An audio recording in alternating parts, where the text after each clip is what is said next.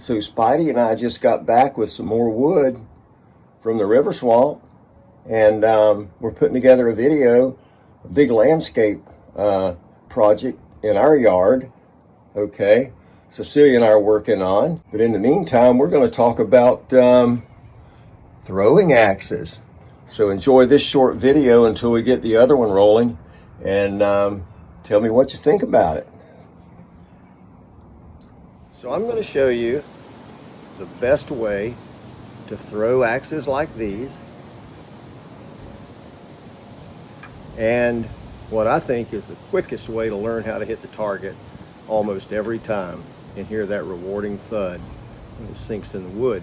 Now, I know that if I can do it, you can do it. Trust me. So what it really boils down to is spin, or rate of spin, the speed, and the distance that you are from the target. So with an axe, it's a little different than with a throwing star. With a throwing star, you've got all these points, and just about every time, you can stick it from no matter what distance you stand, right?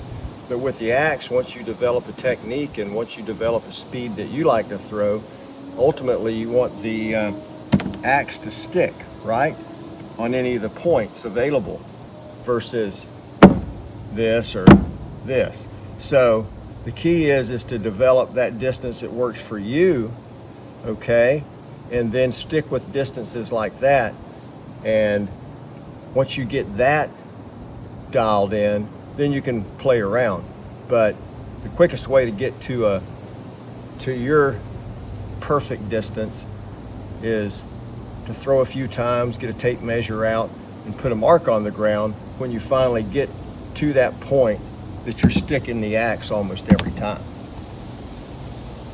Make sense? The other thing that's important is when you throw, that the axe stays on a nice plane and it doesn't wobble, okay, or it doesn't end up hitting the target flat, such as this.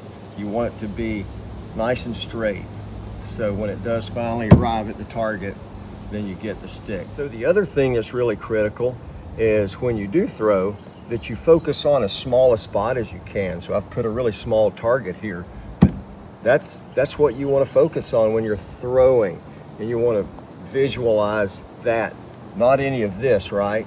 Because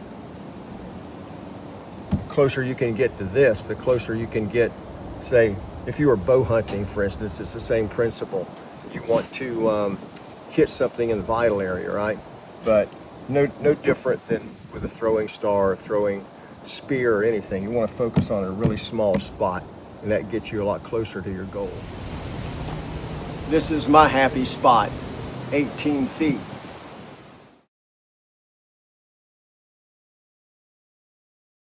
This is what works for me.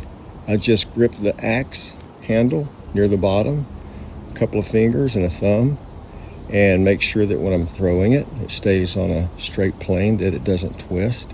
I don't twist my hand when I throw it, but that just works really good for me.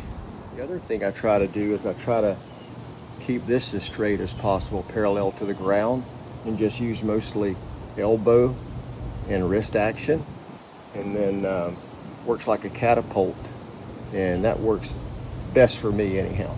And I just try to point at the target after I release, so I want to be pointing at that small spot on the target. So once you've established your comfortable distance and a technique, it's time to start throwing.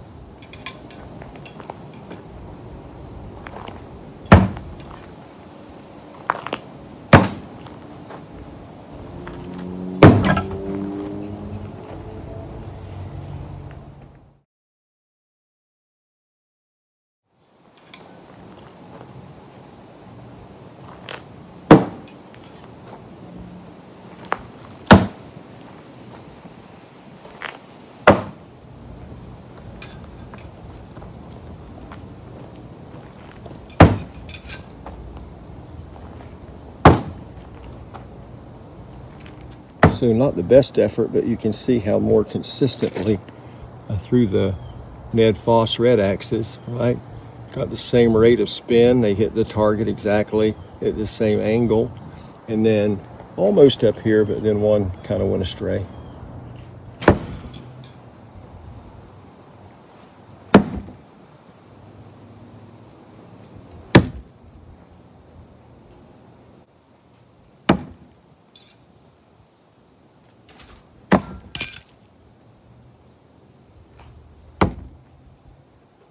That was a much better group, I think.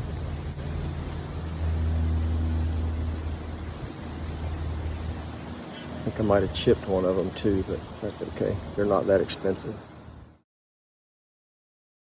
Well, stuff happens. Just means I was close. You can pick either of these up on Amazon, fairly inexpensive. My grandkids call these the Batman axes. But yeah, I like to put them in my backpack and take them on the trail with me. And I'll go find a rotten tree or something like that and pace it off and target practice for a while.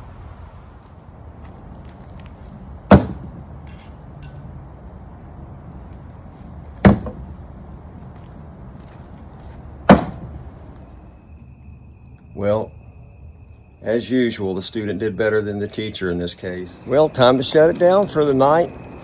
We'll see you next week on the Big Driftwood project.